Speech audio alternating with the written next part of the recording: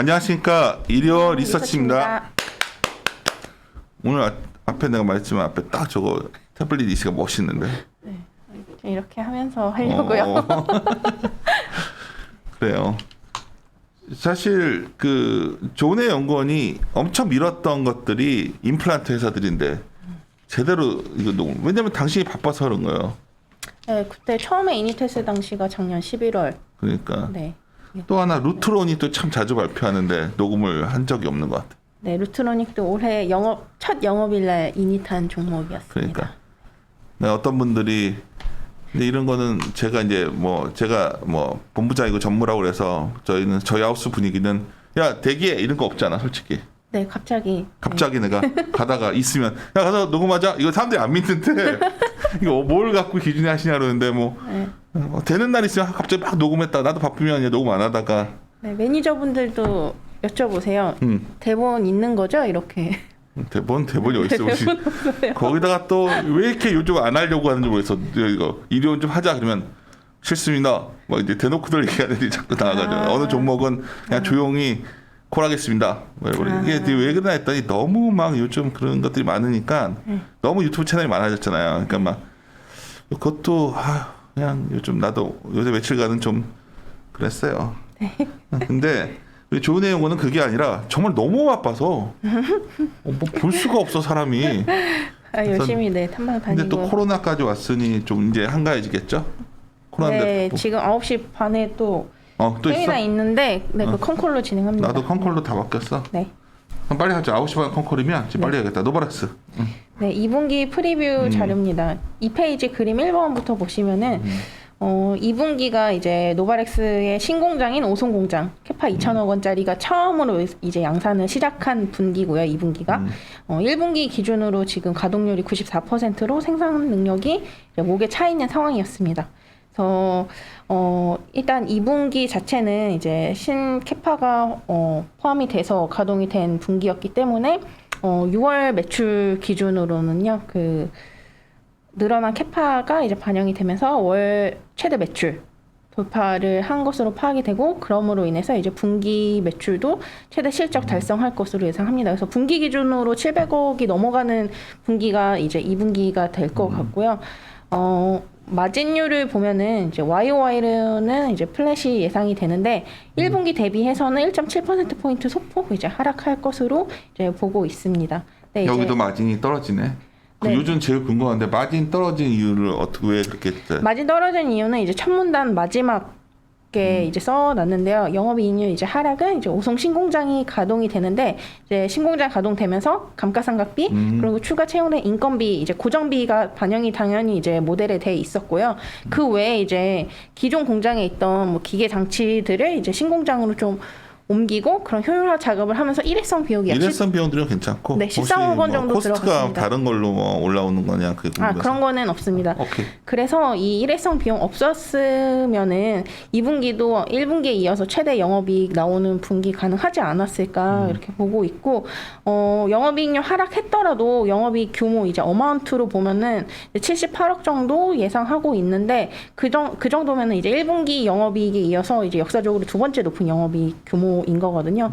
그래서 이런 고정비랑 일회성 비용 나왔어도 이제 회사의 이제 공장은 잘 돌아가고 있다, 매출 실적은 잘 나오고 있다고 생각이 되고 5월부터는 이제 의미 있는 게 2월에 계약했던 GNC, 이제 미국의 건강기능식품 브랜드인데 이 GNC 브랜드의 중국과 동남아양 수출을 이제 노바렉스가 담당하기 시작을 했습니다. 그래서 초도 이제 매출이 이제 5월부터 반영이 되기 시작했고요. 연간으로 보면은 이제 두 번째 문단 내용인데, 직수출 규모가 2020년 기준으로 36억 원 정도 나왔었어요. 근데 올해는 이제 GNC향 이제 가만 한 5, 60억 원 정도 반영해서 2021년에 100억 원 정도가 직수출이 가능할 것으로 보고 있고, 이런 직수출은 이제 내년이 되면은 규모는 이제 다 몇백억 원 단위로 더 커지는 게 가능할 거다라고 보고 있습니다. 그래서 연간으로 보면은 이제 연간 감가상각비, 인력 채용 비용 이런 거 다 보수적으로 감안하더라도 영업이익률 자체 이제 12.5%로 YOY로 이제 상승 가능하다고 보고 있고요. 그래서 종합적으로 말씀을 드리면은 이제 당장은 2분기는 이제 공장 가동 때문에 이제 초기 비용으로 마진이 상승을 하지는 못했으나 이제 신규 매출 이제 캐파가 늘어났기 때문에 2배로 기존 2천억에서 4천억 원으로 캐파가 늘어났고요. 이런 것들이 이제 신규 매출이 증가하면서 의미 있는 매출 그리고 마진 상승 동시에 일어날 수 있는 게 하반기라고 보고 있습니다. 그 수출 기대 2분기가 강하다가 유효하다고 했는데 2분기 거의 끝나가잖아 지금. 네, 2분기는 끝났죠. 그래서 이제 써놓은 내용이 이제 2월에 계약한 이제 계약들이 5월에 매출로 반영이 되기 시작이 그쪽이 잘 했거든요. 되고 있는 것 같아, 다들. 네, 처음으로 이제 글로벌 브랜드의 중국이랑 베트남 향으로 나가는 그러니까 어차피 제품들이거든요. 얘들은 저거 ODM 네, 회사입니다. 그러니까. 네. 걔네들도 이걸 많이 하나 보네. 네, 그래서 건강기능식품 회사들을 보면은 대표적으로 OEM, ODM 하는 회사들이 시총 순으로 말씀드리면은 콜마 B&H 그리고 이제 정식 파트장이 하고 있는 성응 그리고 이제 노바렉스 그 다음에 이제 코스메스 MBT 이런 순으로 시총 순으로 보면 이제 밸류에이션 테이블은 이제 2페이지 표 3번에 있습니다.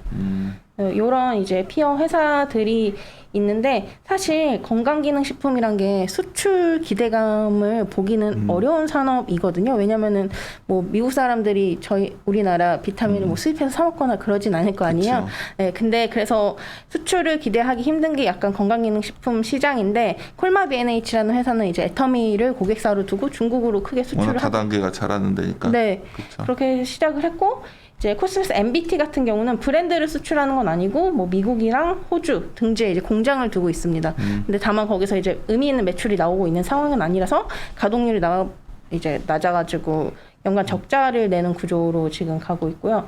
그 외에 이제 노바렉스가 이제 수출 이슈가 크게 없었는데 2020년까지만 하더라도 직수출 규모가 30억 원대였거든요. 뭐 1,000억 원대 매출에. 근데 올해 이제 처음으로 이제 100억 원대 매출로 이제 중국, 베트남, 동남아시아 향으로 이제 매출액이 올라오면서 수출 기대감을 기대할 수 있는 회사로 이제 부상했다는 의미로 말씀드릴 수 있겠습니다. 요즘 이렇게 컨커리나 이렇게 하다 보면 뭐 종목 장세라 종목 산다 얘기하다가 또 뭐 코스닥은 따로 좀 올랐었잖아요. 네. 근데 사실 종목들이 뭐 화려했던 것 같지는 않았던 것 같지 않나? 화려했던 종목도 있었다. 바이오 뭐 이런 쪽들 아니었나? 아, 그쵸. 바이오도 그러니까. 그렇고 그 센터장님 말씀하시는 그 리오프닝 관련 주들도 좋았었고. 그렇죠. 네. 근데 최근에 이제 정말 듣도 보도 못한 종목들을 놀랍게도 그러니까 그게 많이들 물어보죠. 듣도 보도 못한 종목들 매니저들이. 뭐 그렇죠. 그래서 굉장히 더 주변으로 가는 느낌을 난 받고 있거든요. 아, 네, 맞아요. 그리고 이제 산업이 있으면 그 산업 내 여러 개 피어 회사들 중에서도 실적 나오면서 밸류에이션 싼 거 꼭 선호하시고 지금 싼 같은 것들 엄청 찾아다니고 있다는 거죠 지금. 네. 그래서 그런 저도 의미에서도 노바렉스도 해당됩니다. 나는 정말 처음 듣는 회사들을 갑자기 막 얘기를 하면 요지는 뭐냐면 중성주 쪽에서 좀 이런 것들을 좀 그래서 요새 정신 연구한테 내가 몇 가지 계속 종목들 얘기하는데 어떤 거는 갑자기 막 미친 듯이 올라가 있고 막 이러니까 또 어떤 거는 뭐 생각보다 굉장히 넓게들 보고 있다는 느낌을 받고 있거든. 그러니까 네. 많이들 생각보다 좀 주변으로 가고 있다 생각이 들어서 알겠습니다. 뭐 이 얘기를 왜 했냐면 오늘 같은 날 뭐 그렇다고 해서 노바렉스 막 바이코랄 상황은 아닌 것 같아서. 아, 네. 근데 뭐 다운사이드는 크지 않다. 뭐 워낙 밸류에이션 우리 싸기 때문에. 애널리스트들이 이제 그 말을 하다가 어제 동국제약도 느끼는데 사실 동국제약도 실적이 비슷한 거거든. 아, 네. 그러면 이제 쉬어가는 건데 이제 장기적으로 보면 좋다 이 정도 말을 할 수밖에 없는데 뭐 장기적으로 좋아질 기업은 많죠. 근데 뭐 그거를 어떻게 다 우리가 그 기간을 어떻게 감내하냐의 문제는 다른 문제니까. 노바렉스도 하여튼 좋게 장기적으로 계속 관찰할게요. 좋은 타이밍 오면 다시 한번 바이코랄 타이밍을 잡아줬으면 좋겠어. 네. 알겠어요. 마무리 들어갔습니다. 네, 함께 고민하시죠.